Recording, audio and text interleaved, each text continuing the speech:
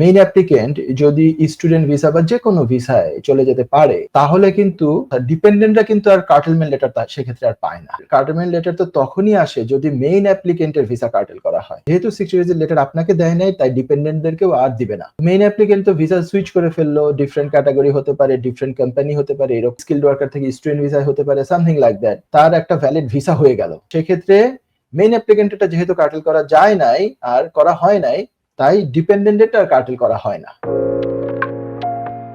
জি সেলিম ভাই, আপনার প্রায় 2 মাস আগে একটা অ্যাপয়েন্টমেন্ট নিয়েছিলাম আমার একটা ব্যাপারে।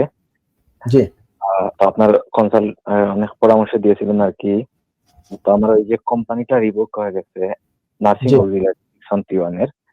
তো কোনো কার্টেলমেন্ট লেটার আসেনি। 6 কোডের কোনো পারমিটও আসলে আমি পাচ্ছিলাম না, জেনুইন আমার সাথে ডিপেন্ডেন্ট আছেন।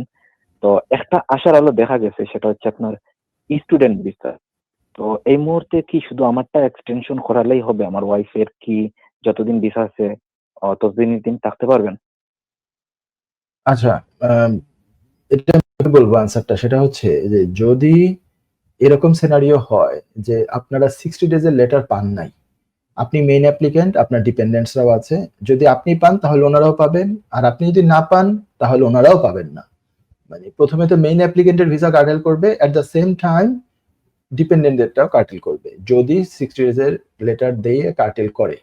কিন্তু যদি এমনটা হয় যে 60 ডেজের লেটার পান নাই, ভিসা এখনো আছে, আগামী 2-3 বছর পর্যন্ত ভিসা আছে, যেহেতু অরিজিনাল যে ভিসা সেটা এত দীর্ঘমেয়াদী ছিল, এই অবস্থায় মেইন অ্যাপ্লিকেন্ট যদি স্টুডেন্ট ভিসা বা যে কোনো ভিসায় চলে যেতে পারে, তাহলে কিন্তু মেইন অ্যাপ্লিকেন্ট তো গেল, ভালো কথা, ডিপেন্ডেন্টরা কিন্তু আর কার্টেলমেন্ট লেটার সেক্ষেত্রে আর পায় না।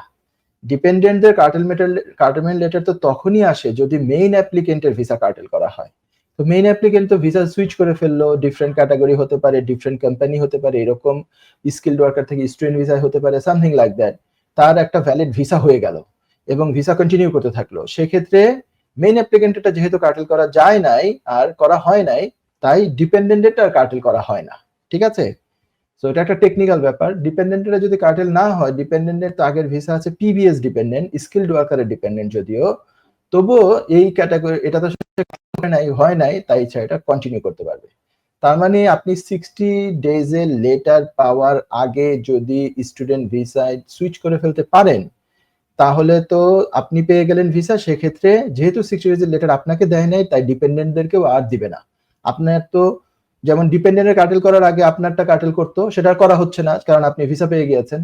সো তারা কন্টিনিউ করতে পারবে। আপনার প্রশ্নের উত্তর হচ্ছে এরকম যে যদি 60 ডেজের লেটারের আগে হয়, লেটার ইস্যু হওয়ার আগে হয়, তাহলে ভিসা যেহেতু দীর্ঘ সময় আছে আরো, তাই ডিপেন্ডেন্টটাও থেকে যাবে আপনি সুইচ করা সত্ত্বেও, অন্য ক্যাটাগরিতে যাওয়া সত্ত্বেও। আর যদি 60 ডেজের লেটার ইস্যু হয়ে যায়, তাহলে তো সবারই ভিসা 60 ডেজ হয়ে গেল। সেক্ষেত্রে আপনি সুইচ করলেন, পাশাপাশি ওনাদেরকেও সুইচ করাতে হবে ওই 60 দিনের মধ্যে, নাহলে তো ওই 60 দিন পরে ওনারা ওভার স্টার হয়ে যাবে। ঠিক আছে? আপনি তখন মেইন অ্যাপ্লিকেন্ট হিসাবে যে ক্যাটাগরিতে যেতে পারেন যাবেন। ওনারা আপনার ডিপেন্ডেন্ট হওয়ার যদি যোগ্যতা রাখেন, সবকিছু ঠিক থাকে, তাহলে ডিপেন্ডেন্ট হিসাবে সুইচ করবেন। আপনার নতুন ভিসার সাথে আবার যুক্ত হবেন ওনারা। আপনি পার্থক্যটা নিশ্চয়ই বুঝতে পারছেন। তাই যদি তাড়াতাড়ি করতে পারেন 60 ডেজ বা লেটার আসার আগে, ভিসা কার্টেল হওয়ার আগে, তাহলে একজনের ভিসা এবং ইমিগ্রেশন হেলথ সার্চ যেগুলো দিয়ে করলেই হয়ে যাবে ইনশাআল্লাহ। আশা করি আপনি প্রশ্ন উত্তর পেয়েছেন।